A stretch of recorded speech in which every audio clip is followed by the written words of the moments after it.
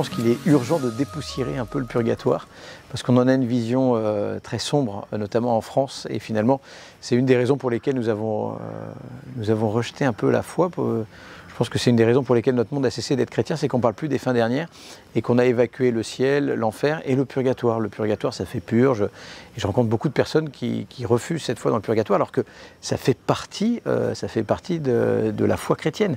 Et ça ne pose pas de problème en Amérique du Sud, en Amérique du Nord, en Irlande, en Afrique, en Asie. La question du purgatoire ne pose pas de problème. Et nous, en revanche, on a un problème avec le purgatoire. Et pour moi, c'était important de reparler du purgatoire, de reparler de la foi du purgatoire pour montrer que c'est une réalité qui est belle. Qui implique aussi une communion des vivants et des défunts, que les vivants peuvent toujours demander pardon aux défunts et qu'ils peuvent les aider dans un processus de purification. Et puis c'était de rappeler que, c'est ce que nous rappelle le purgatoire, en priant pour les défunts, on les confie au Seigneur. Aujourd'hui, on a plutôt tendance à canoniser les morts en disant qu'ils sont super et tout ça, on n'en sait rien. Nous, notre rôle dans les obsèques, dans les funérailles, c'est de prier pour les défunts parce qu'ils ont peut-être besoin d'être purifiés de choses, de mauvais plis qu'ils ont pris, de vices et tout ça. Donc voilà, pour moi, c'était important aussi de remettre un peu les choses au clair sur le purgatoire et de dire que c'est une bonne nouvelle.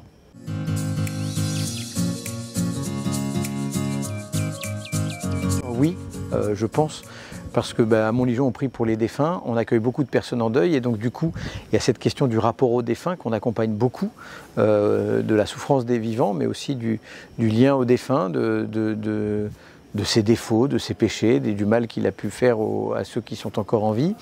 Il y a aussi les lectures, le fait de considérer aussi la vie, mais toutes les souffrances qu'on accompagne ici aussi, comme des temps de purification, parce qu'on vit déjà des purgatoires ici-bas, dans la maladie, dans la dépendance, dans la vieillesse, c'est des formes de purgatoire. Et donc du coup, c'était intéressant de réfléchir à cette réalité du purgatoire, justement pour redire que c'est beau, pour redire que c'est très beau, et que c'est pas sombre, et que c'est la miséricorde de Dieu, la sainteté, la justice aussi, mais aujourd'hui on a soif de justice.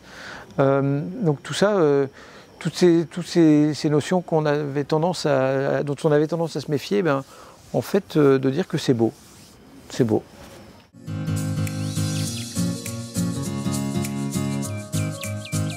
Montligeon, c'est le sanctuaire de la prière pour les défunts. Donc ici, à Montligeon, on prie pour les âmes du purgatoire, on prie pour tous les défunts et on vient aussi avec les défunts pour lesquels on prie.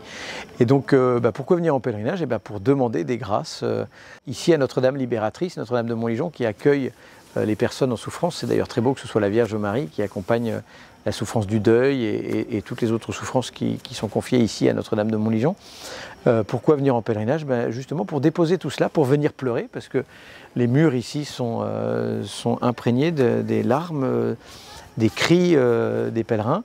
Et il y a aussi quelque chose de très mystérieux, il y a une espérance. Alors ça, on en est témoin, qu'il y a une rencontre avec Marie et qu'il y a une espérance qui vient jaillir du fond du deuil, du fond des ténèbres, et de venir goûter à cette espérance que seul le Seigneur peut donner et dont la Vierge Marie est le plus grand des témoins.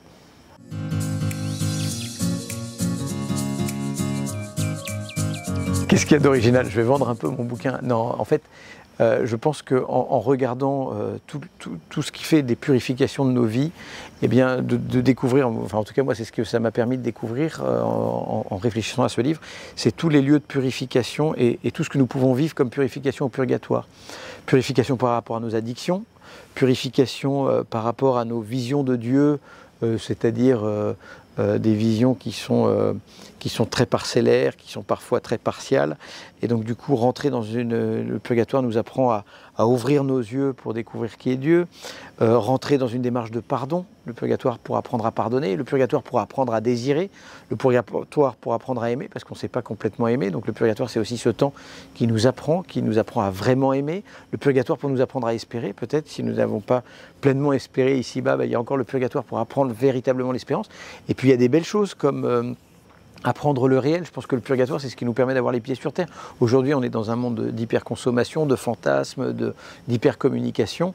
Le le ciel, c'est très concret en fait, c'est un monde de communication et de communion réelle. Et donc le purgatoire, c'est aussi apprendre le réel, apprendre la réalité de ce que nous sommes, de ce qu'est le monde, de ce que sont les joies, pour goûter pleinement à la joie du ciel. Donc vraiment, le purgatoire, il a des multiples facettes que je trouve intéressantes.